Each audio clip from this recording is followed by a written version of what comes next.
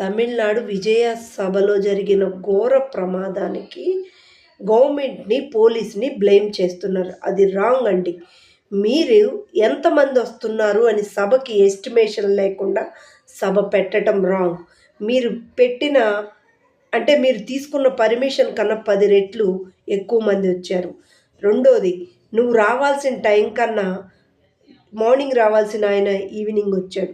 ఇంకొక mistake, morning నుంచి నీ కోసం వెయిట్ చేసిన మీ అభిమానులు తిండి, నిద్ర, ఆకలి 3 లేవు, నీరసించి ఉన్నారు. దీనివలన కూడా ప్రమాదం జరిగే ఛాన్స్ ఉంటుంది. మినిమం వసతులు కల్పించాల్సిందని నా అభిప్రాయం. ఇంకొకటి విషయం ఏంటంటే, పోలీసులు ఆ రాష్ట్రంలో జరిగే శాంతి భద్రతలకి పోలీసులు ఎంతమంది ఉంటారు? ఆ రాష్ట్రం జరిగే శాంతి భద్రతలకు కూడా పోలీసులు కావాలి కదా. నీ ఒక్క సభకే అంతమంది పోలీసుల్ని గవర్నమెంట్ పంపించలేదు. మీరు చేయాల్సిన పెద్ద మిస్టేక్, మీ అభిమానుల్లో కొంతమందిని సెలెక్ట్ చేసి వాలంటీర్లుగా పెట్టుకోవాల్సింది, లేదా ప్రైవేట్ బౌన్సర్ని ఖర్చు పెట్టి నువ్వు సెక్యూరిటీని అరేంజ్ చేసుకోవాల్సింది. నీ ఒక్క సేఫ్టీ కాదు, నీ కోసం వచ్చిన ఈ వేలాది మంది అభిమానుల సేఫ్టీ గురించి కూడా నువ్వు ఆలోచించాల్సిందని నా అభిప్రాయం అండి. కోపం వస్తే మీ అభిమాన హీరోని తిట్టానని మీరు అనుకోవచ్చు. నేను చెప్పిన దానిలో నిజం ఉందా లేదా కామెంట్ చేయండి. ఇప్పుడైనా సరే మీరు సభలు పెట్టుకునేటప్పుడు, ఒకసారి ఆల్రెడీ ముందు సభలో 6 మంది మనుషులు చనిపోయారు.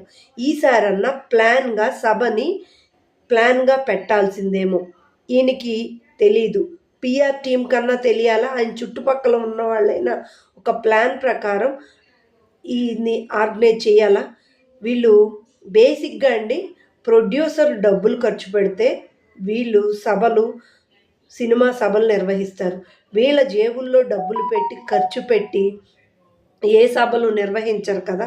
అందుకని వీళ్ళకి ఇలా జరుగుతుందని హీరోలకి ఎస్టిమేషన్ కూడా ఉండదని నా అభిప్రాయం అండి.